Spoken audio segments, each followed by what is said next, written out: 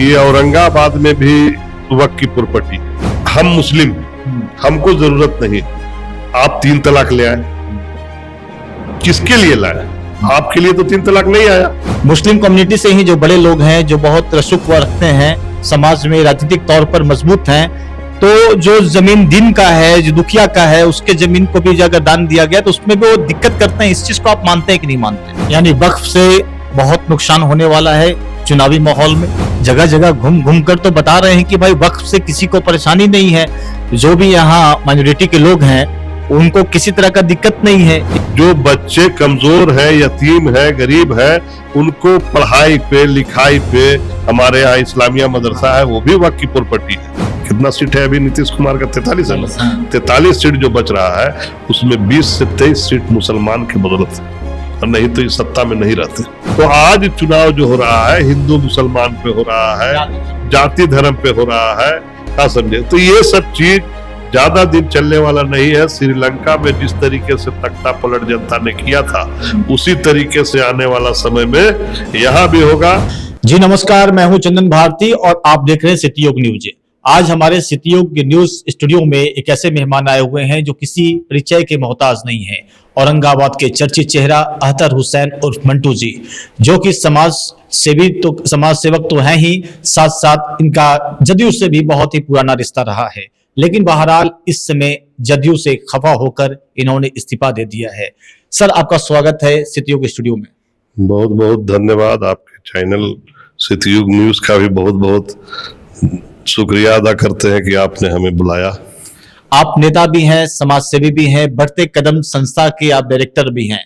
आखिर क्या हुआ जो कि इतना पुराना रिश्ता 2008 से नगर अध्यक्ष बने, फिर आप जिला के सचिव बने, और उसके पश्चात आपने महासचिव बने जिला के, उसके बाद आपने जदयू को त्याग दिया, जदयू से मोह भंग हो गया। आखिर क्या कारण रहा?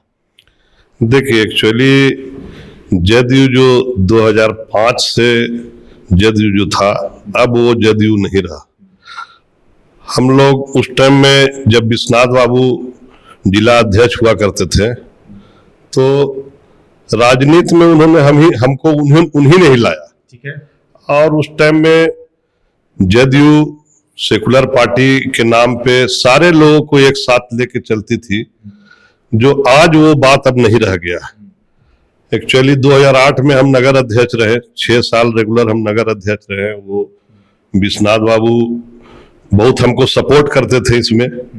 और आज जो यहाँ कमेटी है, वो कमेटी ना किसी को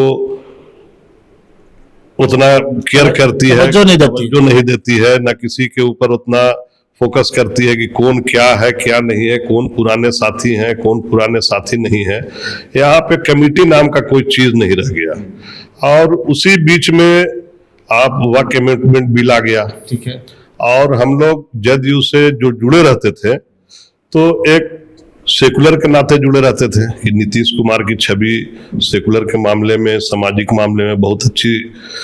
और ये जो कानून आया, तो इसमें नीतीश कुमार ने, जदयू पार्टी ने चुप्पी साध दी, कुछ नहीं बोला, कुछ नहीं, उस पे आम इमली कुछ बोलने का काम नहीं किया। उनको चाहिए था कि अगर इस तरीके का डिसीजन था तो अल्पसंख्यक के लोगों को कम से कम बैठ के मशवरा करना चाहिए कि हम सपोर्ट करें कि नहीं करें इसमें लोकसभा में, क्या समझे? तो इन सब चीजों का बहुत सारा बात सामने आया। तो केंद्र सरकार तो जब कोई समस्या आता है, जब कोई जनता का मामला आता है कि भाई कोई अब बात अगर आप ज्यादा चर्चा हो गया, महंगाई के ऊपर, पेट्रोल के ऊपर, डीजल के ऊपर, गैस के ऊपर, या किसी भी सवाल के घेरे में जब बीजेपी फंसती है, तो कोई उस तरीके का मामला लेके आती है सामने में कि जिसकी कोई जरूरत नहीं है। अल्पसंख्यक को जब कोई मानी मतलब नहीं है, तो आप इस तरीके का वर्क अमेंडमेंट बिल क्यों लेके आए? लेकिन वही जदयू के जो एमएलसी हैं खालिद अनवर साहब, वो जगह जगह घूम घूम कर तो बता रहे हैं कि भाई वक्फ उसके लिए लाया गया है जो वक्फ जमीन को हड़पना चाहते हैं, जो जिस तरह से ये कहना उनका है। और ये तमाम लोग, चूंकि चुनाव भी नजदीक आ रहा है, तो औरंगाबाद में भी पिछले दिनों हुए थे, वो तो सब साफ कर रहे हैं। लेकिन इसमें आपको परेशानी और आवाम का क्या परेशानी है? उनको क्या है, जवाब दे पाए थे वो? जब प्रेस कॉन्फ्रेंस हो रहा था वक्त अमेंडमेंट बिल पे, तो जवाब दिए थे। मीडिया से तो छुप के भागते फिर रहे थे, कहीं पर उनकी आवाज निकली। और देखिए, किसी भी चीज को अपने जमीर से समझौता नहीं कर सकता है आदमी। ये हमारे आइन का मामला है, वक्त अमेंडमेंट बिल नहीं किसी का कुछ दिया हुआ है इसमें। जो हमारे पुरखों ने या हमारे मजहब के लोग, हमारे कौम के लोग जो देते हैं, तो वो भगवान के हवाले करते हैं, अल्लाह के हवाले करते हैं। किसी चीज को किसी का दिया हुआ नहीं है कि उस पे आप हमको अधिकार हो, कोई अधिकार के नाते कानून के हवाले कीजिएगा कि आप हम इस पर ये चीज थोप रहे हैं मुसलमानों के ऊपर। आपको उसमें संशोधन करना था, तो बहुत सारी चीजें हैं, आप संशोधन कर सकते हैं। आज आप उसमें अब वक्फ बोर्ड बनेगा या लोकल कमेटी बनेगी, तो आप डिस्ट्रिक्ट मजिस्ट्रेट को पावर देंगे। उसमें 2 गैर मुस्लिम को भी इंटर करेंगे कमेटी में, तो सदस्य बनाएंगे। तो ये माने क्या उजानेंगे? आप डीएम साहब को इन्वॉल्व कर रहे हैं इस वजह से कि सरकार मेरी रहेगी, तो मेरे हिसाब से ना डीएम साहब काम करेंगे। आज हमारे यहाँ ट्रिब्यूनल है, तो आप ट्रिब्यूनल को सुधार दीजिए, आप ट्रिब्यूनल को अच्छे तरीका से सुधार दीजिए। जो ट्रिब्यूनल में अगर केस होता है तो 6 महीना, 7 महीना, 8 महीना चलता है, तो उसको आप ज्यादा पावर दे दीजिए, उसको ज्यादा सुधार कर दीजिए। और किस संस्था में, जैसे कहीं कहीं आज जुडिशियल में जज साहब के यहाँ एक रूम नोट पैसा मिला, तो आप जुडिशियल को खत्म कर दीजिएगा या बंद कर दीजिएगा या कानून को बदल दीजिएगा। अच्छा, थोड़ी देर के लिए समझ लीजिए कि वक्त कानून नहीं लाया जाए, लेकिन ये आपको नहीं लगता है कहीं ना कहीं वक्फ का जो जमीन है उसे जो बड़े लोग, रसूखदार लोग हैं, वो डिस्टर्ब करते हैं? मुस्लिम कम्युनिटी से ही जो बड़े लोग हैं, जो बहुत रसूख रखते हैं, समाज में राजनीतिक तौर पर मजबूत हैं, तो जो जमीन दिन का है, जो दुखिया का है, उसके जमीन को भी अगर दान दिया गया तो उसमें भी वो दिक्कत करते हैं। इस चीज को आप मानते हैं कि नहीं मानते हैं? अरे वो जमीन दिया कौन? बड़े लोग ही दिया। जमीन तो बड़े ही लोग दिए। हाँ। किस लिए दिए? कि भाई जो कमजोर है, जो गरीब तबके का लोग है, जो उसका कल्याण हो, वेलफेयर हो, कल्याण हो।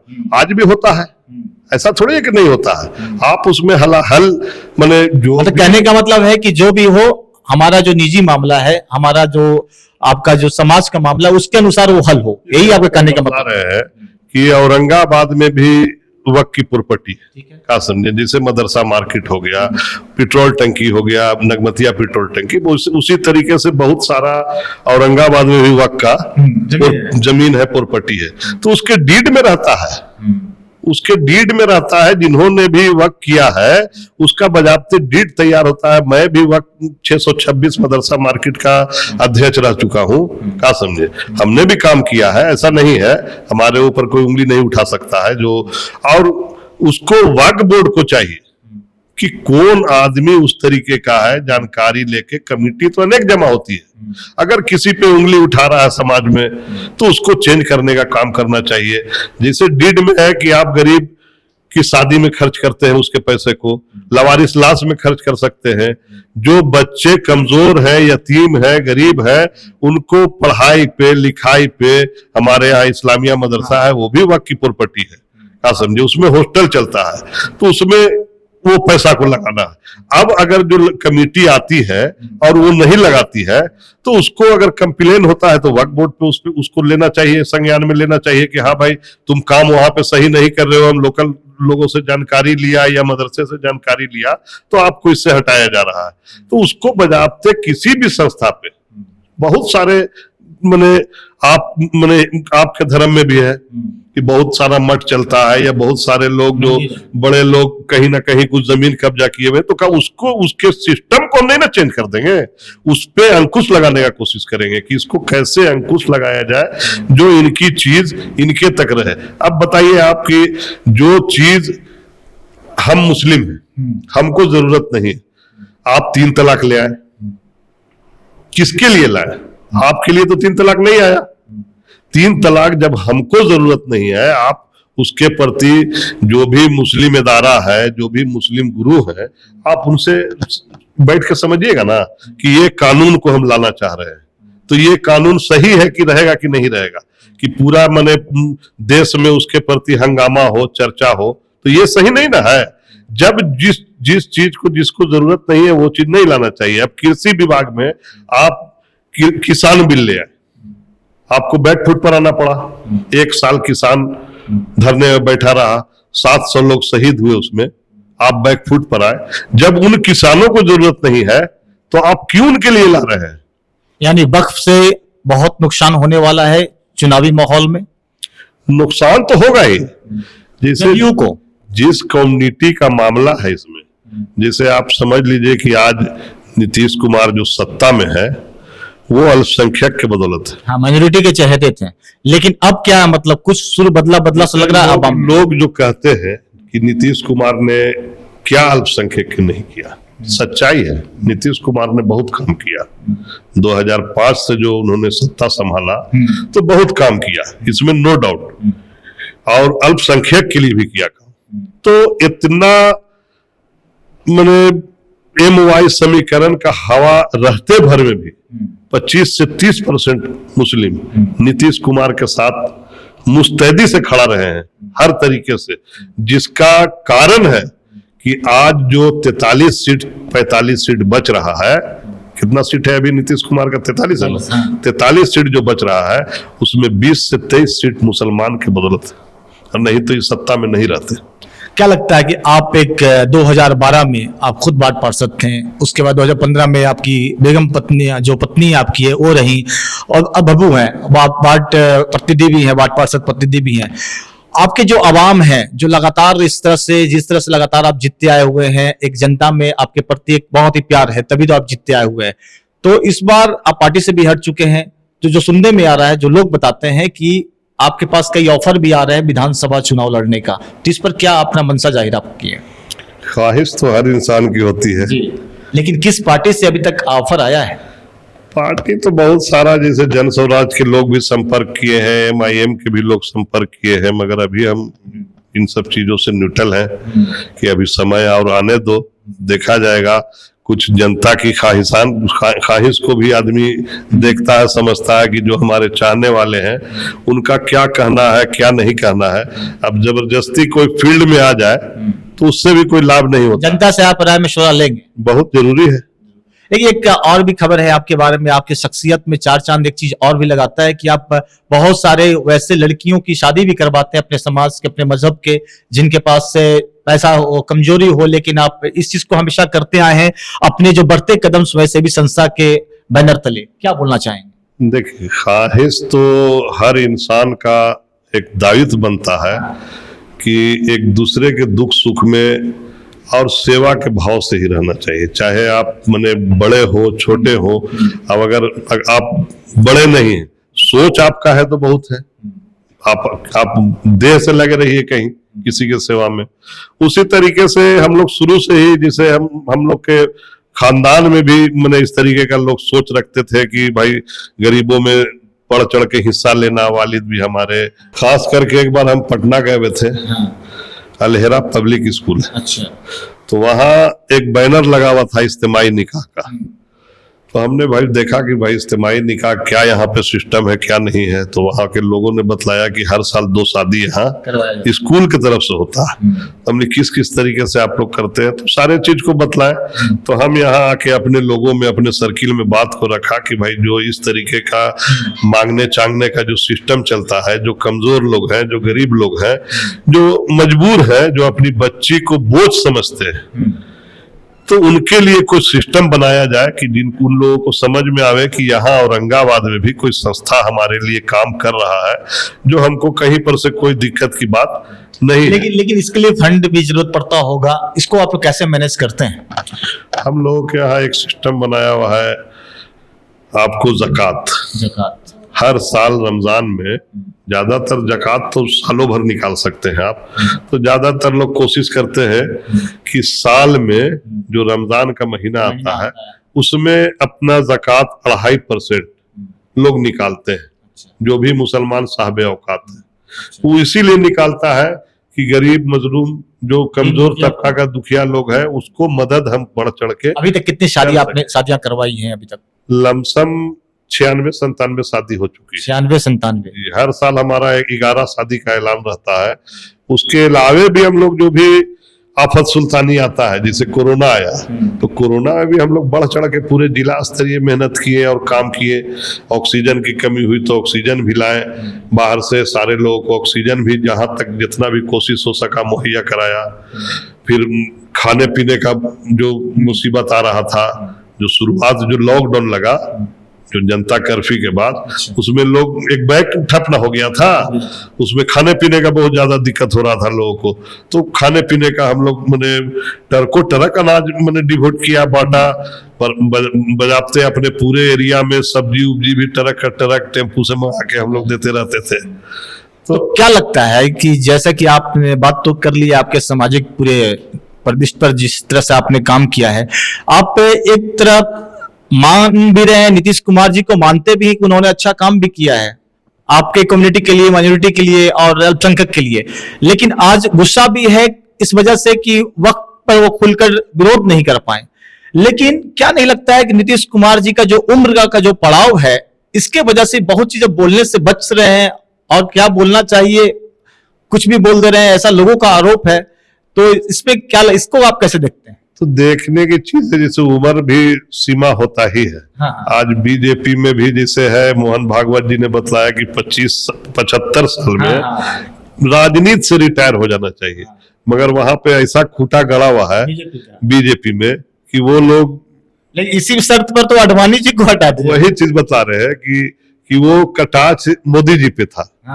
भागवत जी का भी कटाक्ष मोदी जी पे, मोदी जी ने कहा था आडवाणी जी के लिए। उसी तरीके से नीतीश कुमार का भी थोड़ा सा संतुलन मैंने सही नहीं रह रहा है, इलाज की जरूरत है, स्वास्थ्य सही नहीं है, और यही कारण है जो नीतीश जी के चाहने वाले जो थे तो उनसे अलग हो रहे हैं, दूर हो रहे हैं, इसलिए कि नीतीश जी के हाथ में अब कुछ भी नहीं रह गया है। क्योंकि अगर वो एक्टिव रहते तो निश्चित तौर पर इसका विरोध करते, जरूर विरोध करते, हर तरीके के सोचने समझने की उनमें सलाहियत थी और डिसीजन लेने की सलाहियत थी। आज आप देख रहे हैं कि बहुत सारी काम जो हो रही है नीतीश कुमार के नॉलेज से बाहर की भी बात है। अच्छा, जो नया पार्टी अभी आई है जनसुराज, जैसे इनका एक चीज मैं देख रहा हूँ, आप भी देख रहे होंगे, हिंदू मुस्लिम सिख ईसाई सबसे बढ़कर ये मतलब काम कर रहे हैं, और इसमें ऐसा कुछ नहीं है कि मतलब ये मुसलमान की पार्टी है, हिंदुस्तान की हिंदू की पार्टी है, चाहे किसी की पार्टी है। ऐसा लग रहा है कि सभी लोग एक बिहार को बदलाव करने के शुरू में जुड़ रहे हैं, जैसा कि आप देख रहे होंगे। तो क्या लगता है, इनसे उम्मीद किया जा सकता है कि भविष्य में ये भी अच्छा एक मतलब खड़ा हो सकते हैं पार्टी के तौर पर? देखिए, बिहार की राजनीति जो है, सबसे पहले तो यहाँ जातिवाद जो है ना, और जन स्वराज के जो मुखिया हैं प्रशांत किशोर जी जो हैं, वो तो अपनी बात को मुस्तैदी से रख ही रहे हैं समाज के बीच में। अब ये समाज जो है यहाँ शिक्षित कम है, और शिक्षित कम रहने के कारण है कि समझाना बहुत मुश्किल है। क्या समझे? नहीं तो भाई आज जो शिक्षा की बात रख रहे हैं, तो शिक्षा की बात तो आम आदमी के लिए है, स्वास्थ्य की बात कर रहे हैं तो आम आदमी के लिए है, और मेन चुनाव, मुख्य चुनाव जो आम नागरिक है, आम जनता है, इसी चीजों पे होना चाहिए जो सार्वजनिक सारे लोगों की जरूरत की चीज है, चाहे वो गरीब हो अमीर हो। अगर शिक्षा में सुधार हो जाता है तो सारे लोगों को फायदा है। स्वास्थ्य में अगर स्वास्थ्य विभाग में अगर सुधार हो जाता है तो सब लोगों को फायदा है, चाहे गरीब हो या अमीर हो। तो आज चुनाव जो हो रहा है हिंदू मुसलमान पे हो रहा है, जाति धर्म पे हो रहा है, क्या समझे? तो ये सब चीज ज्यादा दिन चलने वाला नहीं है। श्रीलंका में जिस तरीके से तख्ता पलट जनता ने किया था, उसी तरीके से आने वाला समय में यहाँ भी होगा, इस देश में भी होगा। जनता जब पेट की मार जब पड़ती है, जब उगर हो जाता है, तो फिर उसको कोई अच्छा, एक आपका अच्छा बात लगा, एक विकल्प एक दिन बन सकते हैं, वो बात कर रहे हैं, लोग समझेंगे। लेकिन जिस तरह से असदुद्दीन ओवैसी साहब की इच्छा है, जिस तरह से उनका ट्रैक रिकॉर्ड पिछले चुनाव में अच्छा रहा था, अब चुनाव है, माइस समीकरण की बात करती है आरजेडी, और जिस तरह से मुस्लिम कम्युनिटी से आते हैं, वो भी चाह रहे थे कि आरजेडी के साथ में गठबंधन कर ले, यानी इंडी गठबंधन में शामिल हो जाए, लेकिन तेजस्वी उनको तवज्जो नहीं दे रहे थे। इसका खमियाजा आरजेडी को भुगतना पड़ेगा कि नहीं पड़ेगा? देखिए, बिहार की माहौल अभी दूसरे तरीके की है, और वैसी साहब बहुत काबिल आदमी है, वो अपनी बात को मुस्तैदी से रख तो रहे जरूर, मगर गठबंधन में उनको जगह नहीं मिलेगा अभी, इसलिए कि गठबंधन में जब जगह इनको मिलेगा तो जितना फायदा नहीं होना उससे ज्यादा नुकसान होगा। किसको? गठबंधन को नुकसान होगा। ओवैसी जी को गठबंधन में लेने, वैसे जी को तो फायदा होगा, ओवैसी जी को लाभ होगा, गठबंधन को नुकसान होगा। इसलिए कि एक जिसे गठबंधन इंडिया गठबंधन, इंडिया गठबंधन, तो इंडिया गठबंधन को एक बैठे बैठाए एक सोसा एक मुद्दा मिल जाएगा कि देखो ये सिर्फ मुस्लिम की पार्टी है, जो मुस्लिम की सिर्फ बात करने वाली है, उसके साथ इन्होंने गठबंधन किया। लेकिन कुछ एरिया में तो जहां पर मुस्लिम कम्युनिटी की ज्यादा आबादी है, जैसे किशनगंज में तो कम से कम इनको करना चाहिए था, लेकिन कर क्यों नहीं रहे हैं? गठबंधन होगा तो पूरे बिहार पे ना होगा। हाँ समझे, बात अभी लोग का क्या चल रहा है, बड़े लोग की बात है। हो सकता है कि गठबंधन के लोग 5-7 सीट छोड़ दे उन लोगों के लिए, गठबंधन ना करके भी। क्या समझे, मगर वैसी जी काबिल आदमी है और हर तरीके की बात को मुस्तैदी से रखते हैं। आपके माध्यम से मैंने वहां तक बात को पहुंचाने का कोशिश करता हूं कि सबसे पहले वो अपने पार्टी के नाम को सुधारे। दूसरा है कि मुस्लिम से अलग होकर भी वो पार्टी की छवि को बनाए। जैसे अब प्रदेश अध्यक्ष अख्तरुल ईमान साहब है, तो किसी हिंदू बिरादरी में बनाए। क्या समझे, आप ज्यादा दलित के हितैषी हैं, दलित को बना दें। क्या समझे, फिर नाम को चेंज करें। इसलिए कि डायरेक्ट आप एक कास्ट से राजनीति नहीं कर सकते, हिस्सेदार बन सकते हैं। आपका अभी जो मेन मकसद होता है कि हम मुसलमानों को एक तरफा करके किसी से भी गठबंधन करने के लिए मजबूर करें, तो आवाम भी तो कोई चीज है। आपके साथ रहने से अगर सीट निकलता है तो एक फायदा हो सकता है। आप एक कास्ट से कभी भी नहीं चुनाव जीत नहीं सकते हैं, तो उनको इन सब चीजों पे सुधार करना पड़ेगा। आने वाला कल में अगर सरकार चेंज होती है, यहाँ अगर उनको 2-4-5 सीट आता है, वो सरकार में अटैच होते हैं, तो आने वाला कल में उनको गठबंधन में लेने की प्रयास लोग करेगा हमारे समझ से। ये थे हमारे साथ बात करने के लिए अहतर हुसैन और मंटू जी, जिन्होंने पूरे बेबाकी के साथ हर सवाल का जवाब दिया, चाहे नीतीश कुमार जी का मामला हो, चाहे असदुद्दीन अवैसी साहब का, चाहे प्रशांत किशोर का। हर सवाल का जवाब इन्होंने बेबाकी के साथ में दिया। इनका साफ करना है कि वक्फ बोर्ड जो था उसको वही रहने देना चाहिए था, इसमें कोई बिल को लाने की आवश्यकता नहीं थी। और जिस तरह से तमाम आवाम में एक तरह की खराब मैसेज गया है, निश्चित तौर पर जदयू को तो ये जो परेशानियां हैं वो भुगतना ही पड़ेगा, और आने वाला दिनों में ये बेहतर और भी कार्य करेंगे। अब देखिए किस पार्टी के साथ में इनका साथ होता है, आने वाला समय बताएगा। आप देख रहे थे सिटी योग न्यूज, देखते रहिए हमारे साथ।